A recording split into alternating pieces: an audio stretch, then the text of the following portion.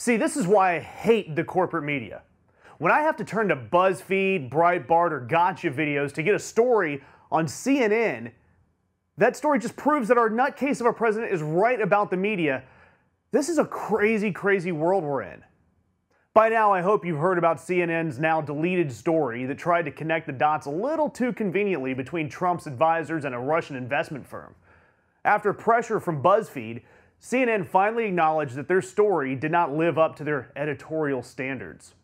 The three staffers involved in this story, they've all resigned, including journalist Thomas Frank, who had the byline for the story.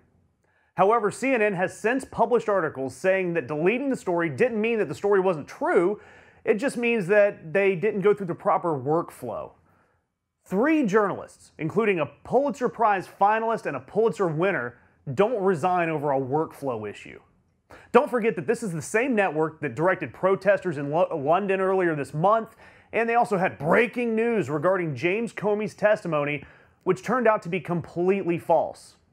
And now, there's new undercover video exposing a CNN producer admitting on camera that the network is sticking to the Russia story, regardless of facts, for the sole purpose of ratings and propaganda. And now there's even a video of CNN personality Van Jones calling the Russia story a nothing burger. Now, I gotta preface this. I'm going to say that the videos, these undercover videos, they came from a notorious conservative gotcha journalist, James O'Keefe, and his Project Veritas. O'Keefe, he does heavily edit video clips, and he has engaged in less than ethical practices to get his information out there. So I view this Project Veritas video with a really critical eye.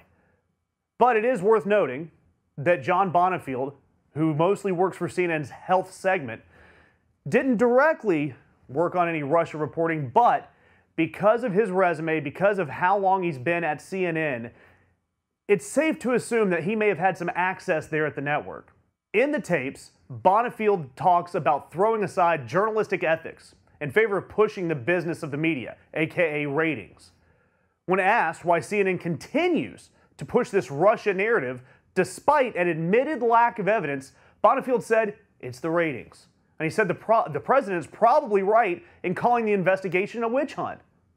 Bonifield even recounted a conversation attributed to CNN CEO Jeff Zucker, saying that after covering Trump's withdrawal from the Paris Agreement, that journalists were directed to get back to the Russia story. And Zucker himself, he's rumored to be on the chopping block when AT&T finalizes their deal to take over Time Warner.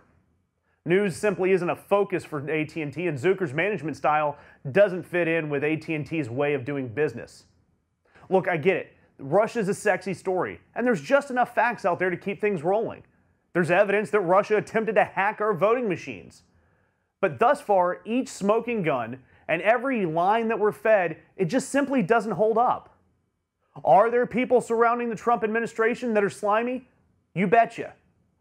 Are there people in establishment politics all over the place that are slimy? Of course. And are there shady business deals that probably took place behind the scenes in the Trump campaign? Probably. But the American public, they are begging to find some way to connect Donald Trump directly with Russian espionage. So CNN feels that they have this obligation, an obligation to shareholders and advertisers to feed the public more and more garbage on Russia. And don't get me wrong, CNN isn't the only one. The Intercept details how the Washington Post, MSNBC, The Guardian, and even C-SPAN have jumped in Russia mania with false claims head first, only to pin a weak retraction much later. Now look, I'm not going to get all the way down the rabbit hole chasing the conspiracy theories of corporate media.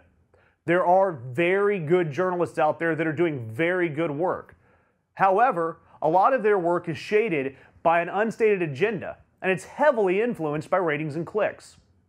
The problem with what CNN and what they've done is that it simply proves Donald Trump and unhinged conservatives right.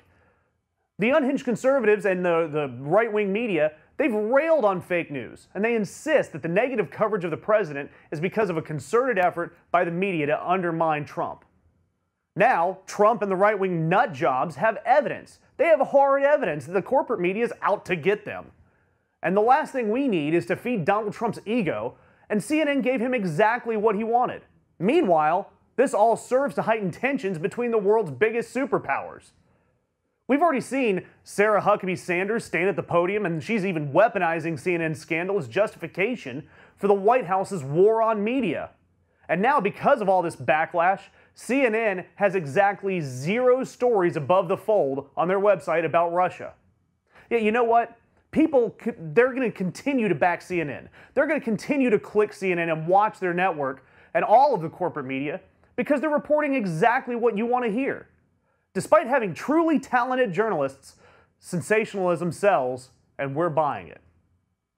If you like this video, make sure that you like, comment, and share, and most importantly, subscribe to our YouTube channel. And if you want to help support Ring of Fire, go to patreon.com/TheRingOfFire, become a monthly patron to help support independent progressive media.